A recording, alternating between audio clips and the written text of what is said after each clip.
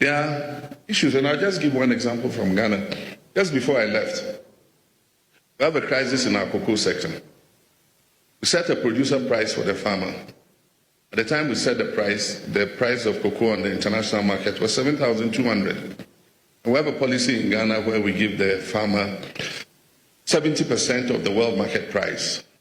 The other 30% is used for administration, to supply fertilizers to the farmers, to provide scholarships for their children and all that kind of thing.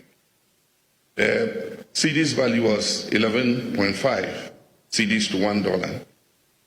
After we set the producer price, the world market price has declined to 4,200. The CD has appreciated in value to 10.7 to the dollar. And so suddenly it means that for every ton you buy at the producer price, you have a gap, and so we'll be losing.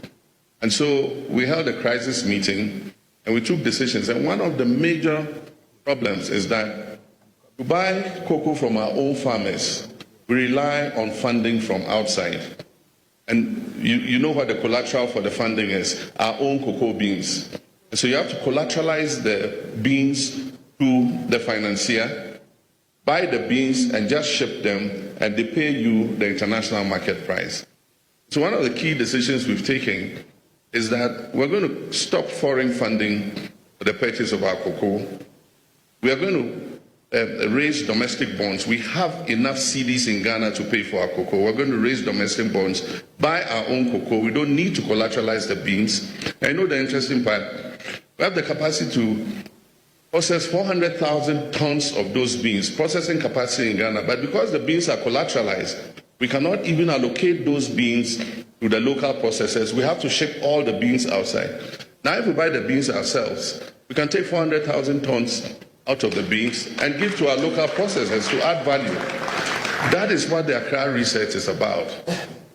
I say by 2030, there are not going to be any raw mineral ores leaving Ghana. You're not going to ship manganese ores out of Ghana raw. You're not going to ship bauxite ore out of Ghana raw. You're not going to ship iron ore out of Ghana raw. You must process all that locally. That is the only way we can provide opportunities for our young people. Our young people are not as patient as our generation. They want to see that progress and prosperity today.